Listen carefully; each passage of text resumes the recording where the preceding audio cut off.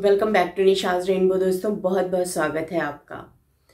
आज जो टॉपिक लेके मैं आप लोगों के सामने हूँ वो है कि हम अपने बच्चों को क्या सिखाएं और क्या ना सिखाएं। ठीक, ये मुद्दे पे मैं आपसे बात करना चाहती हूँ। होता क्या है, जनरली हमारे फैमिली में हमारे कुछ भी इश्यूज रहते हैं, है ना। अपने बड़ों के साथ, अपने छोटों के साथ कुछ भी इश्यूज रहते हैं और हमें वो इश्यूज ना आपस में तो सुलझाने चाहिए, बच्चों तक नहीं ले जाने चाहिए। चलिए, इन पे मैं कुछ पॉइंट्स के साथ आपके साथ डिस्कस करती हूँ दोस्तों। तो ऐसा है कि अगर आपके फैमिली में आपके कुछ मनमुटाव चल रहा है या फिर आप में कुछ अनबन ठनी हुई है, तो इसमें बच्चों को इन्वॉल्व नहीं करना चाहिए। सबसे बड़ी चीज़, बच्चों को जो भी प्रेडिक्शन करना है, जो भी उन्हें देखना है या समझना है, उन्हें खुद अपने स्तर पे समझने दें। कभी भी बच्चों के दिमाग में या मन में ये बातें नहीं डालनी चाहिए कि ये खराब है, ये अच्छे हैं, ये बुरे हैं, इनके यहाँ जाना चाहिए, नहीं जाना चाहिए। मतलब इस टाइप की बातें देखिए हर घर में होती हैं। अगर ये कोई कहता है कि ऐसी बातें हमारे यहाँ नहीं होती तो ये गलत होगा। लेकिन हाँ, कोशिश करें कि इस तरह की बातें आप बच्चों के सामने ना शेयर करें। इस तरह के टॉपिक आप चेंज कर दें। अगर आप बात कर रहे हैं और बच्चे आ गए आपके कमरे में, तो आप ये टॉपिक्स तुरंत चेंज कर दीजिए, क्योंकि बच्चों का मन बहुत ही कोमल होता है। हमारी कौन सी बात उनको कहाँ जाकर लगेगी ये हमें पता भी नहीं होता है, और बच्चे वहां से अपना किसी के ऊपर कॉन्सेप्ट बनाना या किसी के बारे में राय बनाना बच्चे बहुत शुरू से शुरू कर देते हैं। तो चलिए, मेरा पहला पॉइंट यही है कि बच्चों के सामने कोई भी अपने गिले शिकवे या आपकी किसी से कोई भी लड़ाई अनबन जो भी है, बच्चों के सामने ना तो डिस्कस करें ना उनसे शेयर करें। चलिए, अब चलते हैं अपने दूसरे पॉइंट की तरफ। तो हमारा दूसरा पॉइंट है फ्रेंड्स कि बच्चों के ऊपर ना कभी भी आपको अपशब्द नहीं यूज करना चाहिए। अपशब्द मतलब किसी भी टाइप के टैबू वर्ड्स या कुछ भी ऐसे वर्ड्स जो आप सोसाइटी में नहीं बोल सकते, ऐसे शब्द बच्चों पे ना यूज करें। देखिए, बच्चों का मन बड़ा ही कोमल होता है। वो आपकी बात को किस तरह से लेकर और कहाँ उसको अप्लाई कर देंगे आपको पता भी नहीं चलेगा और आप सोसाइटी में शर्मिंदा हो जाएंगे। इसलिए कोशिश करिए कि बच्चों के सामने कोई भी इस तरह के वर्ड्स मत यूज करिए जो कि आप सोशल एस्पेक्ट में यूज नहीं कर सकते। हमें ना चिल्ड्रन साइकोलॉजी समझनी होगी।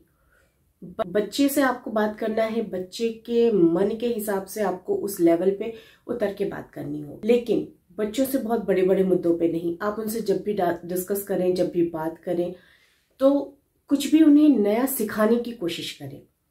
कोई भी टॉपिक ले लें आप, आपका बच्चा है तो आपको पता भी होगा कि उसका इंटरेस्ट किस फील्ड में है, तो आप उससे उस टॉपिक पे बात करिए।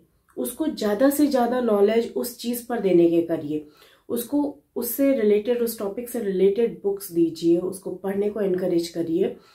लेकिन बच्चों के सामने कभी भी टैबू वर्ड्स या वो टीवी देख रहे हैं, मोबाइल देख रहे हैं। आजकल हर पेरेंट्स परेशान है कि बच्चों को टीवी और मोबाइल के चंगुल से कैसे निकाला जाए। तो बिल्कुल उनसे एकदम से छीन मत लीजिए, ये तरीका सही नहीं है। आप उन्हें समझा दीजिए कि बेटा आप घड़ी देख लो, इतनी देर आपको टीवी देखना है, उसके बाद बंद कर देना है। अगर आपने कोई भी इफ बट किया, कल से टीवी नहीं चलेगी। ये चीजें हमें सिखानी पड़ेंगी, उनके नेचर में हमें डालना पड़ेगा। तो ये चीजें कि उनके हाथ से आपने रिमोट छीन लिया, उनके हाथ से आपने मोबाइल छीन लिया, वो रोएंगे, जिद्दी होंगे, इरिटेट होंगे और आपकी बातें कभी नहीं सुनेंगे। तो इस चीज पे ध्यान दीजिए दोस्तों। बच्चों को मनाना बहुत सरल होता है, लेकिन हाँ, बात उनके मन तक पहुंचनी चाहिए हमारी आपकी। तो चलिए, अपने तीसरे पॉइंट की तरफ मैं चलती हूँ। देखिए, हमारा तीसरा पॉइंट है फ्रेंड्स कि जब बच्चे में छोटे होते हैं, स्कूल जा रहे हो और वहां से लौटकर वो जब अपनी सारी एक्टिविटीज हमें बताते हैं, तो हम उसको सुनते भी हैं या फिर कभी मोबाइल या टैब में बिजी हैं और हाँ करके सुनते हैं। ये नहीं करना है हमें। हमें बच्चों की बात बहुत ध्यान से सुननी है और उनकी बातों में इन्वॉल्व होना है। मतलब हमें इंटरेस्ट आए कि हाँ, अच्छा इसके बाद तुमने क्या किया, अच्छा इसके बाद फिर तुम्हारे फ्रेंड ने क्या किया, इस तरह की बातें। तो बच्चे के अंदर एक वो रहेगा कि आपको बताना है, मुझे मम्मा से ये बातें शेयर करनी है, मुझे पापा से शेयर करनी है। देखिए, बच्चों का जो बाल मन है ना, बड़ा ही सुलभ है, बड़ा ही चंचल है, मतलब कहिए जैसे गंदगी से दूर है ना। तो उनके मन पे परतें नहीं चढ़ी होती हैं, धीरे धीरे वो परतें हम ही चढ़ाते हैं। तो ऐसा ना करिए, उनके बाल मन से उनको पूरा अटेंशन जब आपका चाहिए तो चाहिए, आप दीजिए उन्हें। होता क्या है, जब हम लोग ना बाद में हम पेरेंट्स कंप्लेन करते हैं, आप लोग कंप्लेन करते हैं कि बच्चे ना अपनी बातें शेयर नहीं करते। कैसे शेयर करेंगे? जब वो शेयर करते तब तो आप सुनते नहीं। फिर बच्चे अपने इर्द गिर्द एक दुनिया अपनी क्रिएट कर लेते हैं। वो वहीं पे अपना खेल के या अपने फ्रेंड सर्कल में बात करके, देखिए अपनी सोसाइटी में कोई भी है, छोटा है बड़ा है, कोई भी है, उसको क्या चाहिए? एक्सेप्टेंस चाहिए। और एक्सेप्टेंस उसको जहां मिलेगा वो वहीं अपने आप को अच्छा फील करेगा। वो अपनी वैल्यू देखेगा कि हाँ, जो लोग मुझे एक्सेप्ट कर रहे हैं वो उनकी नज़र में मेरी वैल्यू है, तो वो उसके लिए इम्पोर्टेंट हो जाएंगे, हम पेरेंट्स नहीं। तो हमें ध्यान ये रखना है कि बच्चे का वैल्यू हमेशा हमें मेंटेन करके रखना है, उसको एक्सेप्टेंस देनी है। जैसे अगर बच्चा आपको आकर के अपनी बातें बता रहा है और आप वहां पे जजमेंटल हो गए, अच्छा तुमने ऐसे क्यों किया, तुम्हें ऐसे नहीं करना चाहिए था। जब हम इस तरह की बातें करते हैं दोस्तों बच्चों से, तो बच्चों में फिर रिजेक्शन का भाव मिलता है कि नहीं तुमने ये गलत किया, हम जजमेंटल हो गए। तो बच्चे फिर धीरे धीरे अपनी बातें हमसे छुपाने लग जाते हैं। और जब वो बातें छुपाएंगे तो आप कैसे कह सकते हैं कि वो आपके दोस्त बने या आपसे बातें शेयर करे? ऐसा नहीं है। देखिए, कोई भी रिलेशन है उसमें दोनों तरफ से आगे बढ़ना पड़ेगा। आप ये नहीं कर सकते हैं, आप तो बच्चे को एक तरफ से रिजेक्ट करते जा रहे हैं और बच्चा आके आपको सारी बातें बताए। Is it possible? नहीं, नहीं पॉसिबल है। बच्चे हों या हम हों या आप हों, हमें सोसाइटी में एक्सेप्टेंस चाहिए। हम जो भी करते हैं उसके लिए अगर दो लोगों ने तारीफ कर दी तो हम बिल्कुल फूल के चौड़े हो जाते हैं, है कि नहीं? तो बच्चों के साथ भी यही है और हमारा कॉन्फिडेंस बनता है कि हाँ, हमें कोई सुनने वाला है, हमारी कोई बात मानने वाला है। तो ये बहुत बड़ी चीज़ है और ये हम पेरेंट्स ही अपने बच्चों को दे सकते हैं। उनको ये लगेगा ना कि हमने जो किया वो सही किया। आप अलग से बाद में कभी उस चीज़ को उठा के कि बेटा आपने जो ऐसा किया था ना, आप वहाँ पे ऐसा करते ना तो और भी बढ़िया रहता। तो रिजेक्शन मत दीजिए बच्चों को और उन्हें हो सके तो एक्सेप्टेंस जो उनकी ज़रूरत है वो दीजिए। चलिए चलती हूँ मैं अपने नेक्स्ट पॉइंट की तरफ। तो मेरा नेक्स्ट पॉइंट ये है फ्रेंड्स कि हमें ना बच्चों को हर समय नंबर्स के लिए, कि वो अपने एग्जाम्स में नंबर ले आए, इसके लिए हर समय फोर्स नहीं करना चाहिए। फोर्स नहीं करेंगे हम तो उनके दिमाग पे अननेसेसरी का बोझ नहीं पड़ेगा।